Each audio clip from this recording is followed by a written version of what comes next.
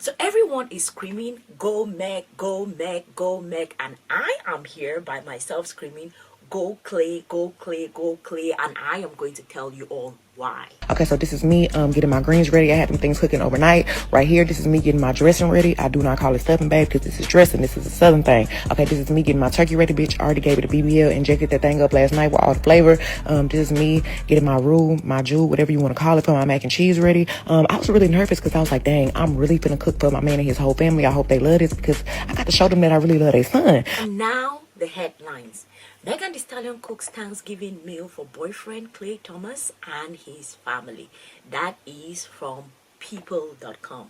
And then the last one, this is from Yahoo Entertainment, and it says Megan Thee Stallion goes viral for what she did for her NBA star boyfriend. And I'm going to start my arguments by sharing with you all this article from the American Psychological Association, and it talks about a phenomenon in relationships which is called perceived partner responsiveness. So I'm going to read a little bit about it, and then we are really going to get in it. Like, we are really going to get into me sharing my thoughts about this. So it talks about lightening the load. Perceived partner responsiveness fosters more positive appraisals of relational sacrifices. Keep in mind, the reason why I am saying this is I believe that in a relationship, the way a woman shows up in a relationship is to a great extent influenced by the way the man shows up in the relationship. If you have a very supportive partner, the chances that you are going to be extremely careful at what you are doing and taking care of the person is extremely high compared to the other way around. If your partner is the male partner, if the man in the relationship isn't a very supportive person, isn't there for you, is not even at a point where the person cares for you at all, the chances that anything is going to work out in that relationship is very low. I think that my friends and I were chatting about, one of my friends is getting married, Mimi is getting married, and we went shopping. We're shopping like her wedding shoes. And okay, let me explain the entire backstory. My friends and I, we meet once a month in order to sort of check in with everybody because everyone is super busy. So we're really intentional about putting a once a month meetup and scheduling it in our calendars and checking with everybody every month, like, when can you meet this day? But we try to make it like at the last weekend of that particular month, because one of the things that we have realized is that if we do not get to schedule this in or put it on a particular weekend, the chances that we're going to go 6 months without seeing each other is very high, and it's going to break the bonds in our friendship because life gets really busy. That's why I said, like, if you are someone with adult friends, you really have to put things into schedules in order for that to actually happen. Else you will find out 5 years later you have no friends because life kept lifing and everything kept being extremely busy. That aside, we had our regular monthly meeting, and then when we met there, the venue where we were meeting is like a very nice place that you walk through, a very nice shopping mall in order to get there. And when she was passing through the mall, she saw, I don't know if it was some tacos or something that her fiance really likes, and she bought it for him.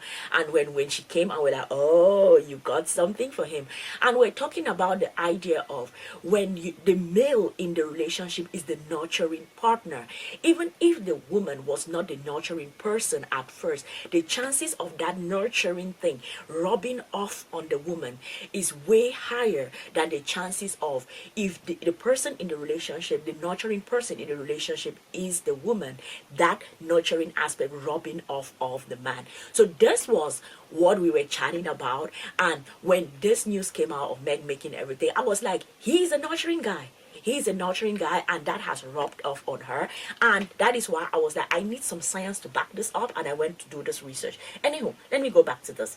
Lightening the load. Perceived partner responsiveness fosters more positive appraisals of relational sacrifices. And I know that this goes both ways. But what I'm saying is that when the guy is the one that is nurturing, the chances of that rubbing off of the girl is higher. So he says your romantic partners regularly sacrifice their own self-interest when partners' needs and preferences diverge. The present work examines the role of perceived partner responsiveness impressions that One's partner is understanding, caring, validating, in positively shaping the people's appraisal of their relationship sacrifices. And of course, the whole article, as you can see, is behind a paywall. Listen, I am a doctor, and one of the things that my issues with academia is that sense of articles being behind paywalls, because I always say I understand the idea of you all want to make money with this, but at the same time, how does the academic work sort of communicate with the non-academic world? And if we keep creating articles and putting them behind paywalls and people do not have access to it, the public does not have access to it, at some point academia practically sounds like a silo with people just echoing each other's views, because those are the only people who have access to those articles. So I think articles like psychology and things that really affect the human condition and the human being, those articles should be made public for everyone to be able to get access to it. This is not related to what this topic is, but that is the doctor in me being pissed off at academia. And yeah, that was a little rant. Let me go back to the article. And this part that I highlighted, does PPR, which is Perceived Partner Responsiveness, can play a critical role in lightening the load of lightening the load of daily and even life-changing sacrifices. So this is what I think from my perspective is actually going on in Meg's relationship. I think Klay is this kind of a very nurturing partner who lightens her load. That nurturing thing rubs off on her, and because of that you see her getting in this zone where she's ready to cook for everybody. So let me explain my points of views and how I see this. She mentions something in this thing. She says, I'm taking this seriously, like the signal that she gives when she says that I really want them to know that I really love their son. That is that idea of her trying to put like a kind of a, this is me taking this seriously. I'm not just here just playing around with your son. I really like your son, so I want to take this. So I think this is like a family integration and a commitment signal of her saying like, I remember reading the comment section and some people were like, Meg is working hard for that ring. And I understand the colloquialness and laughing and okay, that is like a light-hearted joke and everything. But at the same time, I think that the idea is that sense of when a partner is nurturing, you want to show up as your best self, because that is how you are able to sort of show your sense of I care for you. I care for you, and not just when you are by yourself, but even when you're with your folks, when you're with your parents. I want to show you all that I actually do not only care for him, I care for him, but I care for your son mother, I care for your son father, I care for your son. An argument can also be made that this is because their relationship is a very young relationship, and they're at that stage, at that honeymoon stage of the relationship, where you want to sort of be there for your partner. Everything is still going well and it is the honeymoon phase, but at the same time you can also have like rocky relationships that are in that their honeymoon phase of it, where you already start having signals that this person is not necessarily who maybe you have met. Maybe that first meeting was good, second meeting was good, and then the third meeting is Thanksgiving, right? But they've been dating for a while now. So it can also be influenced by the fact that this is like an early stage relationship. This is their first Thanksgiving. This is also the first Thanksgiving that she's meeting. I think it's the first Thanksgiving of them being together, as well as the first Thanksgiving of her meeting his parents. So I think that an argument can also be made that this is that because it's the first thing, because it's the first time, there is still that sense of the stakes are high. I need to do my best. I need to put my best foot forward and everything. So that an argument can be made about that also.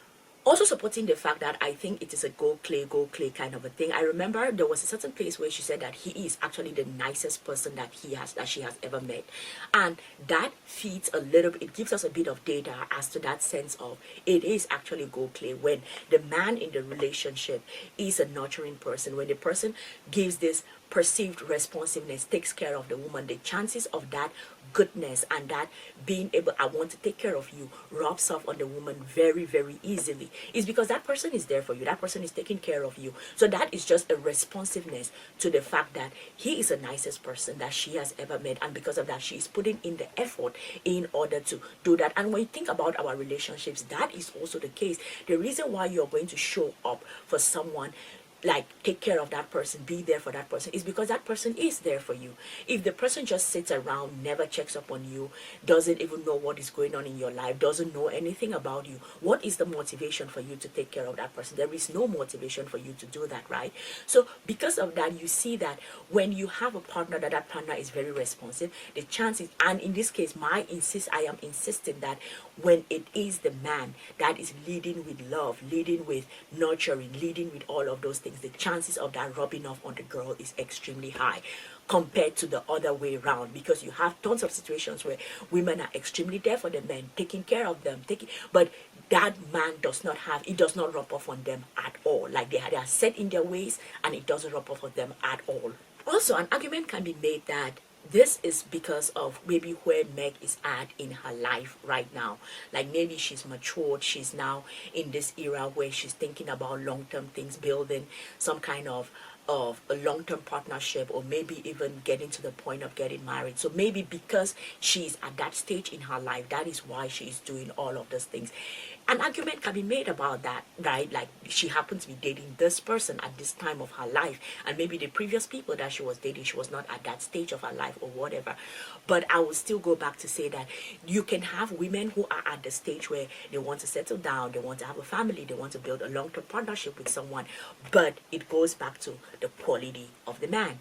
If the man is not there for you, if the man is not nurturing, if the man is not taking care of you, the chances are you are probably going to do that maybe the first time, the second time, and then when you realize that it is not reciprocated, you're just going to be like, okay, I went there, I tried my best, it didn't work out, let me move on, and you keep it pushing, right?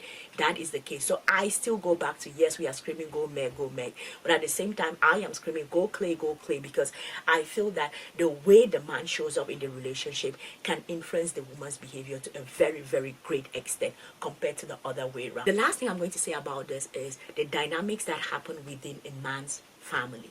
For example, when you see the video that she does, like the follow-up video, she's calling the father Mr., calling the woman Miss, there's a certain level of respect there. And even just that sense of him growing up with his mom and his dad, and how they brought him up, and them having this family tradition of being in this warm environment, and also taking into consideration the fact that Meg lost her mom, and I don't know if she has siblings. I think she doesn't, and I think she was like an only child. I think she's an only child.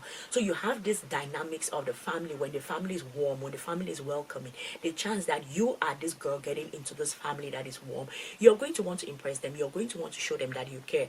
This is you having a second chance at having a family, because your family has in one way or the other been taken away from you. So you want to show up for this family that is there now for you as much as possible, because else where are you going to? Thanksgiving is like this very family oriented kind of a holiday, and if you find that your partner's family is this warm, nurturing environment, you want to be there for them. So all goes back to what I was saying, go Klay, because it is him showing up, taking care of her, being nurturing, being there for her, and also her folks showing up, creating this warm environment, making it comfortable for her to be like, oh, I'm cooking, I'm feeding everybody. So goes back to go Klay. What do y'all think? Are y'all screaming go Meg? There's of course Meg being there doing all of those things, because he can still be this nurturing person and she doesn't do anything. So of course there is a level of go Meg there, but to me a great extent to this is go Klay. What do y'all think? Let me know your thoughts in the comment section. I am going to see you all in the next one. Peace.